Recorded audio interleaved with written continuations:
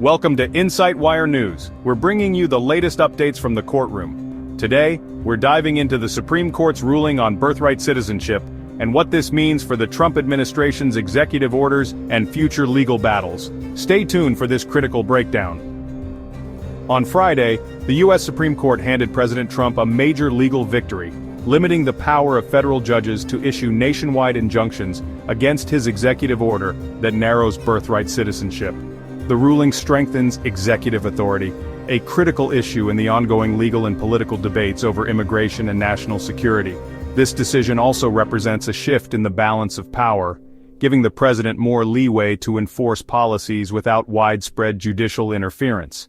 But while the ruling limits nationwide injunctions, it leaves open the possibility for plaintiffs to continue their legal challenges in other ways.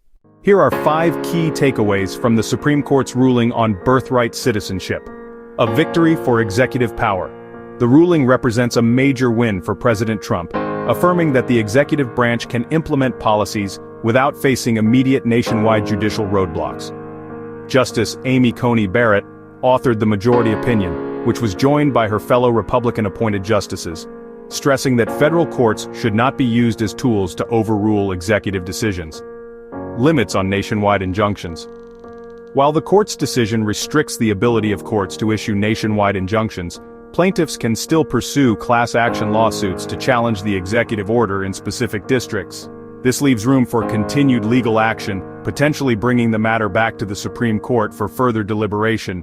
If you're finding this information useful, don't forget to hit that like button and subscribe to our channel for more important updates on legal and political developments. Your support helps us bring you the news you need to stay informed. 3. Concerns over legal loopholes.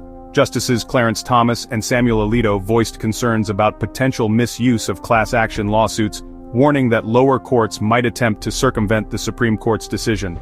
This caution calls for vigilance in how these legal tools are used.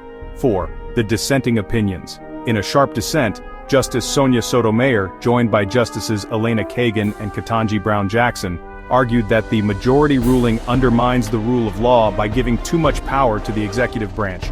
They believe that the court's decision erodes checks on presidential power, which is crucial for preserving democratic institutions.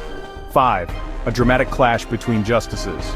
The tension between Justices Barrett and Jackson escalated in their written opinions. Jackson argued that the decision represents an existential threat to the rule of law, while Barrett defended the ruling, emphasizing the importance of judicial restraint in overseeing the executive. This ruling is not just a win for President Trump. It also sets a precedent for how future cases involving executive orders and judicial oversight may be handled. As legal challenges continue, the implications of this decision could reshape the judicial landscape for years to come. If you haven't already, don't forget to like and subscribe to Insight Wire News. We appreciate your support and look forward to bringing you more updates on this and other crucial stories. Stay tuned for more to come.